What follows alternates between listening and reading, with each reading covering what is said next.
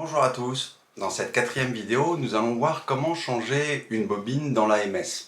L'AMS est ce chargeur qui se trouve au-dessus de l'imprimante 3D.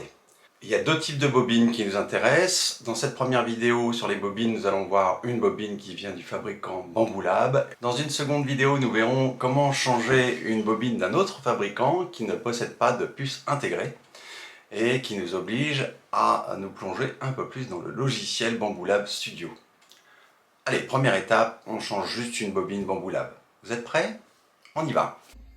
Bon, c'est parti, voici notre AMS qui est ouvert et on va changer une bobine.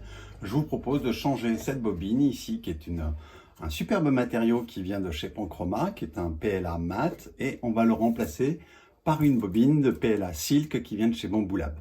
Alors la particularité de ces bobines, ici chez Bambu Lab, c'est qu'elle dispose d'une puce intégrée qui va permettre à la AMS de détecter la matière. Tandis que pour les autres matières qui n'ont pas de puce intégrée dans leur bobine, eh bien il faudra programmer dans le logiciel la matière, les températures, etc.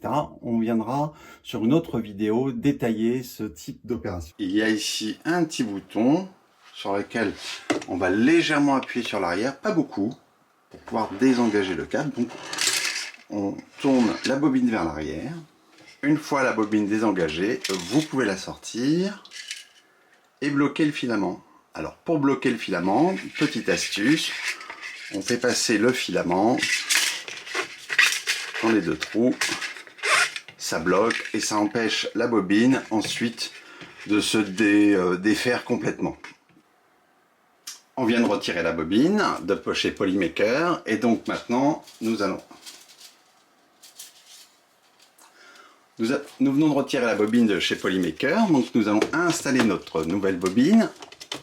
On vérifie qu'il y a une belle rotation dans le support et surtout que le filament sorte sur l'avant et non sur l'arrière de l'AMS. Donc ça se déroule vers nous. Nous allons vérifier la forme que prend le filament à son extrémité. Et évidemment là, c'est pas très beau. Donc souvent, je vais chercher une belle section, une petite pince à couper. On coupe proprement.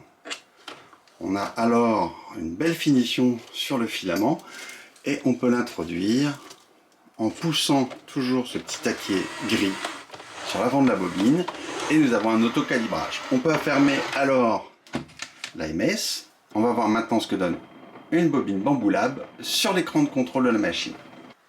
Alors que peut-on lire sur cet écran de contrôle? Eh bien déjà ici on a quelques petites informations, je ne sais pas si vous les voyez, qui nous indique sur l'AMS que nous avons 4 bobines de chargée. La noire se voit pas très bien, une bleue, une autre bleue, une noire et une jaune.